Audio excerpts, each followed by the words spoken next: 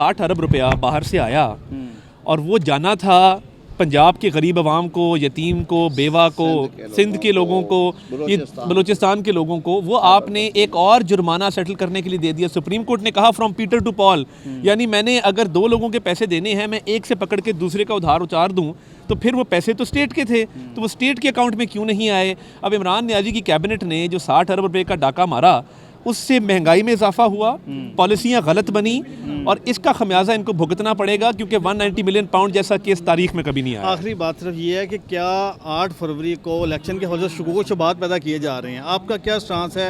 8 फरवरी को हर सूरत इलेक्शन होने जा रहा है, इंशाल्लाह ताला इसमें कोई डिले नहीं होगा और ना डिले की कोई गुंजाइश मौजूद। सुप्रीम कोर्ट का ऑर्डर मौजूद है ना, देखें सुप्रीम कोर्ट ऑफ पाकिस्तान ने बड़े वाजे अल्फाज में कह दिया। सुप्रीम कोर्ट ने एक बार पहले भी ऑर्डर दिया नहीं, सुप्रीम कोर्ट के इस ऑर्डर में ये एक तरह से कंसेंट ऑर्डर है, जिसमें सदर मुमलिकत ने और इलेक्शन कमीशन ने पहले ऑर्डर में जो इदारा आइन के तहत कायम किया गया, जिसको 218 आर्टिकल के तहत इख्तियार है कि वो इंश्योर करे कि फेयर एंड फ्री इलेक्शंस हों, उस इदारे ने खुद रिपोर्ट जमा करवाई कि ये मुमकिन नहीं है हमसे करवाना। नवाज शरीफ साहब के साथ ये ज्यादती नहीं हुई कि जब जज वीडियो स्कैंडल आ गया उसी वक्त सुप्रीम कोर्ट को नोटिस लेना चाहिए था?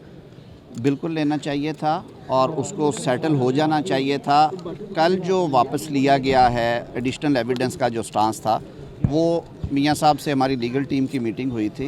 उन्होंने बड़े वाज़े अल्फाज में कहा कि मैं एक मरे हुए शख्स का ट्रायल नहीं चाहता, क्योंकि अब वो इस दुनिया में नहीं रहे अरशद मलिक साहब। तो उन्होंने कहा मेरा फ़ैसला मैंने पहले अल्लाह को सौंपा हुआ है, लेकिन जो मेरिट है वो हो, तो इसीलिए हमने कल फिर मेरिट पे बहस की है।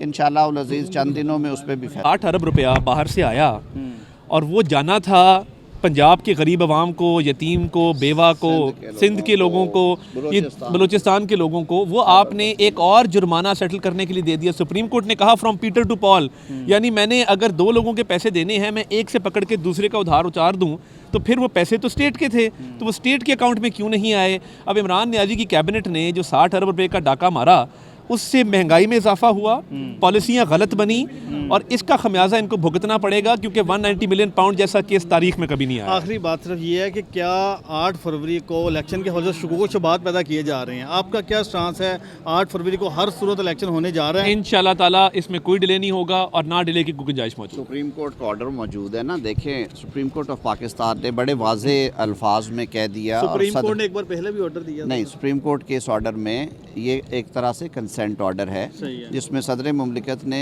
और इलेक्शन कमीशन ने पहले ऑर्डर में जो इदारा आइन के तहत कायम किया गया, जिसको 218 आर्टिकल के तहत इख्तियार है कि वो इंश्योर करे कि फेयर एंड फ्री इलेक्शंस हों, उस इदारे ने खुद रिपोर्ट जमा करवाई कि ये मुमकिन नहीं है हमसे करवाना। नवाज शरीफ साहब के साथ ये ज्यादती नहीं हुई कि जब जज वीडियो स्कैंडल आ गया उसी वक्त सुप्रीम कोर्ट को नोटिस लेना चाहिए था?